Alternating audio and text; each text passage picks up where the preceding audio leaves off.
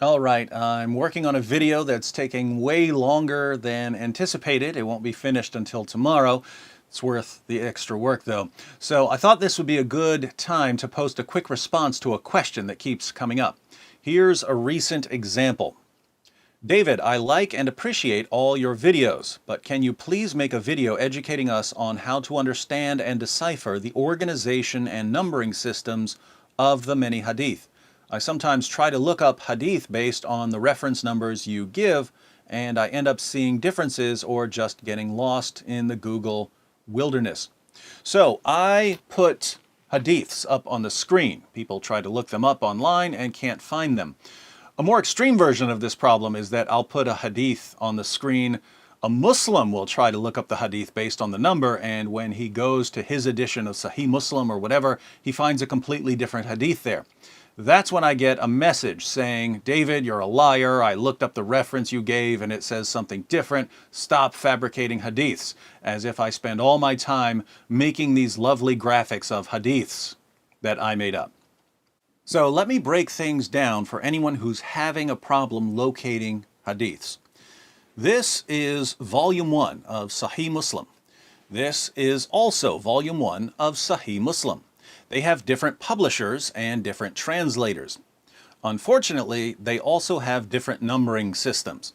So if you quote a hadith from this volume and you give the number, and someone tries to look up the same number in this volume, it's not going to be there. There's no good way around this problem. Different editions of hadith collections sometimes use different numbering systems, so it may take a bit of searching to find the same hadith in a different edition. But I do have a few tips based on my time working with different editions. Let's start with the bad news. Different editions of Sahih Muslim are all over the place with their numbering, so this one's difficult to work with if you've got a different edition. Fortunately, the other 5 major collections are much easier to navigate. Sunan an-Nasai, Jami at-Tirmidhi, and Sunan ibn Majah only have one popular edition each. So if you're looking up a reference, it should match up. Sunan Abu Dawud has 2 main editions that don't match up in their numbering, but they're close. So if you look up a hadith based on the number and it's not there, you've got a different edition, but the hadith you're looking for will be somewhere close by. It might be 12 or 13 hadiths earlier or later, but it won't be too difficult to find. It'll be in the general vicinity. Sahih al-Bukhari is the most important collection. There are 2 main editions and they use totally different numbering systems, but you can still find what you're looking for. The newer numbering system just numbers all the hadiths straight through the collection, the same way the other collections are numbered. So this is volume 1. It contains hadiths numbered from 1 through 875. If you pick up volume 2, it starts with 876 and continues from there. So each hadith has its own number, starting at 1 and ending at 7,563. Under the older numbering system, each volume started over at 1. If you picked up volume 1, you'd have hadith number 1, then hadith number 2, then hadith number 3, and so on. If you picked up volume 6, you'd have hadith number 1, then hadith number 2, then hadith number 3, and so on. So if you wanted to give a reference under the older system, you'd say volume 3, number 221. Some people would include the book numbers as well. The book numbers are like chapters. So lots of times if someone's quoting Sahih al-Bukhari, they'll give the reference as volume 2, book so-and-so, number so-and-so.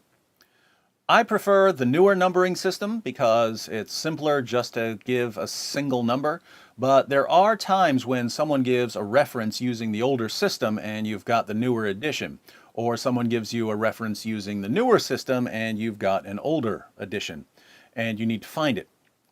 This isn't very difficult to do because the hadiths are still in the same order in the 2 editions, and both editions are 9 volumes.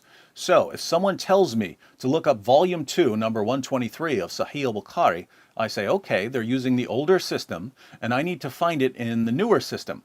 So I can go to volume 2, see that volume 2 starts at number 876 in the newer edition, and count forward until I get to the 123rd hadith, which will have a different number, but it will still be in the same place in the book. There are some minor variations. It might be a few back or a few forward, but it will be in the general area.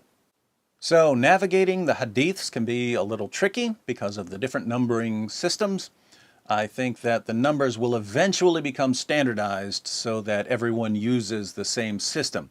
And I use the Darussalam editions because I think that Darussalam is going to come out on top. In other words, I think that people will start using these numbers more and more until there's no confusion about numbers.